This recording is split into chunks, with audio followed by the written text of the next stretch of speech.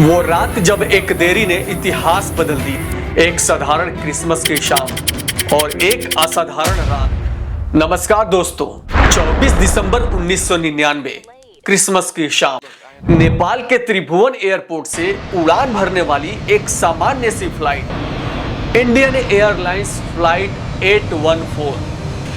किसी को अंदाजा नहीं था कि अगले कुछ घंटों में यह फ्लाइट सिर्फ हाईजैक नहीं बल्कि भारत की सबसे बड़ी डिप्लोमेटिक कसौटी बनने वाली थी।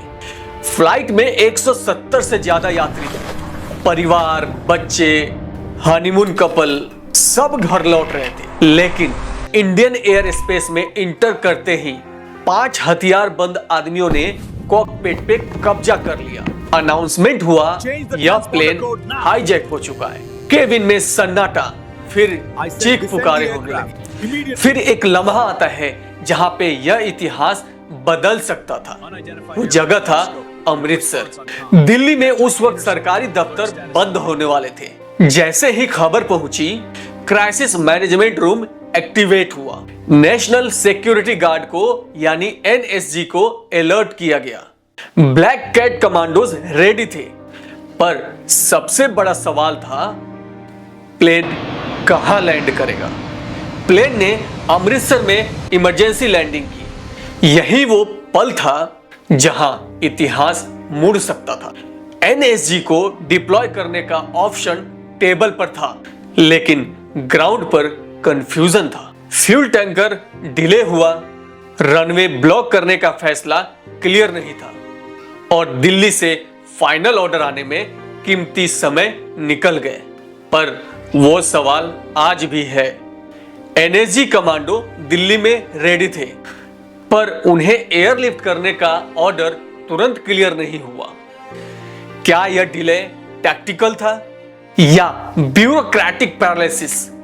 अमृतसर से बिना किसी रेजिस्टेंस के वो प्लेन उड़ गया।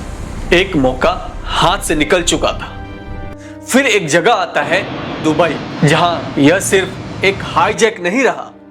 लाहौर ने पहले लैंडिंग से मना कर दिया, रनवे लाइट बंद कर दी, फ्यूल ऑलमोस्ट खत्म, पैसेंजर्स रो रहे थे। आखिरकार इमरजेंसी लैंडिंग हुई।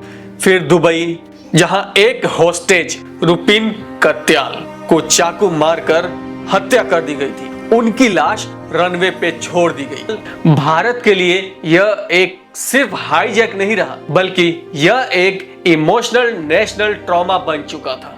अब आता है वो असंभव सौदा जिसमें जिंदगियां बनाम सुरक्षा बन गई। आखिरकार प्लेन अफगानिस्तान के कंधार पहुंच गया। उस वक्त तालिबान का कंट्रोल था। अब सीन सिर्फ काउंटर टेरर ऑपरेशन का नहीं, बल्कि इंटरनेशनल डिप्लोमेसी का था। हाईजैकर्स की मांग क्लियर थी। उनकी 3 मांगे थी। मसूद अजहर की रिहाई, जो बाद में जैश ए मोहम्मद का सरगना बन गया, और कई हमलों से जुड़ा उमर शेख, पत्रकार डेनियल पर्ल की हत्या से जुड़ा मामला, जो उमर शेख के नाम था। मुश्ताक अहमद जरगर, कश्मीरी मिलिटेंट, अगर रिलीज किया गया तो नेशनल सिक्योरिटी पे लंबा असर पड़ सकता था।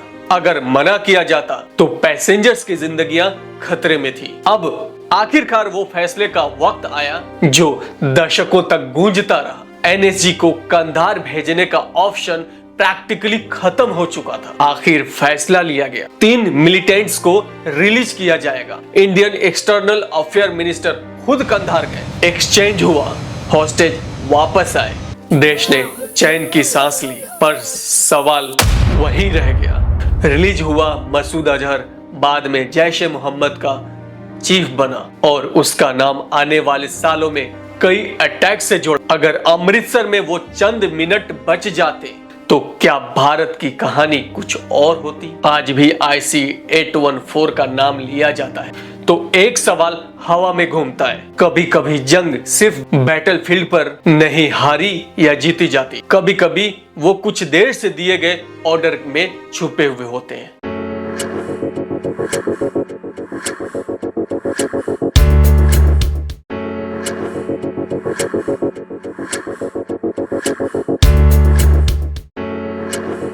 है।